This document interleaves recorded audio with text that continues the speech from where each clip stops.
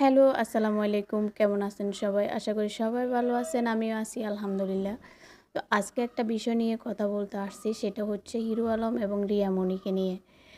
যাই হোক, রিয়া মনি কিছু হিরো আলমের বিরুদ্ধে কথা বলছিল। তা হিরো আলম এখন মানে কোরআন শপথ করে মানে সত্যিটা বলল। তুমি তো বলছো যে ভিডিওগুলো আমার বাবা হসপিটাল থাকে যে ভিডিওগুলো করছিল আগের ভিডিও, তুমি কোরআন শরীফ হাত দিয়ে বলো তো। তুমি তো বলেছো যে হিরো আলমের বাবাকে আমি সেবা করছি, তুমি কোরআন শরীফ হাত দিয়ে বলো। হ্যাঁ করতে বলছেন আপনি, বউর হসপিটাল ছিল একদিন আর ওইটি থাকে গেল এতদিন গেল। এবং তুমি তো কোনোদিন বলো যে হিরো আলম অন্য কোনো মেয়ে বিয়ে করছে এবং মনে করেন তার কোনো মেয়ে মনে করেন সম্পর্ক আছে, এইরকম কোরআন শরীফ হাতত নিয়ে কোন মেয়েকে আমি বিয়ে করছি, কার সাথে আমার কোন খারাপ সম্পর্ক আছে, তুমি এই জিনিসটাকে তুলে ধরো। আর একটা হচ্ছে, দুজনকে আমি ব্যক্তিগতভাবে দেখতে পারি না। তবুও আজকে হিরো আলমের কিছু কথাবার্তা আমার অনেক ভালো লাগছে, সেই জন্য ভিডিওটা করা।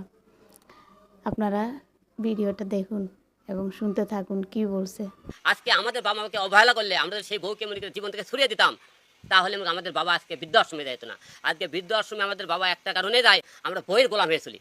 বউ গেলে বউ পাবেন। আপনারা একবার কি ভাবছিলেন যে বাবা 10 মাস 10 দিন আপনি যে মা আপনি গর্ভধারণকে মানুষ করলো, আপনি বইয়ের কথা সেই বাবাকে বৃদ্ধাশ্রমে সরতেন, সেই বাবার কথা শুনে বউলে আপনি আরেকজনের বাসা আছেন, সেই বাবার টাকা দেওয়ার বাবা মায়ের সাথে কথা বলতে হয়, আপনি লুকিয়ে মনে করেন হলে বাইরে আসে, বাবা মায়ের কিছু দিলে সেই বউ আপনি ঘর থেকে বের করে দেয়।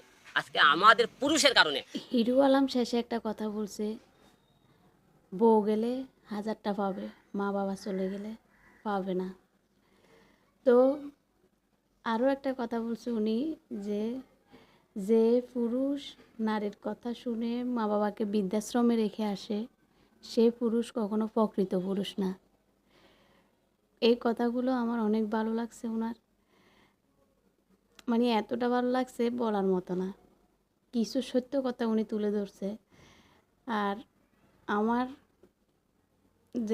আমি ওনাকে দেখতে পারতাম না, এখন আমি ওনার একটা ফ্যান হয়ে গেলাম। যাই হোক, আপনার ভিতর যে এতটা মানবতা আছে, এটা দেখে অনেক খুশি হলাম। ভাই, আপনি অনেক ভালো মানুষ। আল্লাহ আপনাকে হেদায়েত দান করুক। ভালো থাকবেন, সুস্থ থাকবেন। আল্লাহ হাফেজ।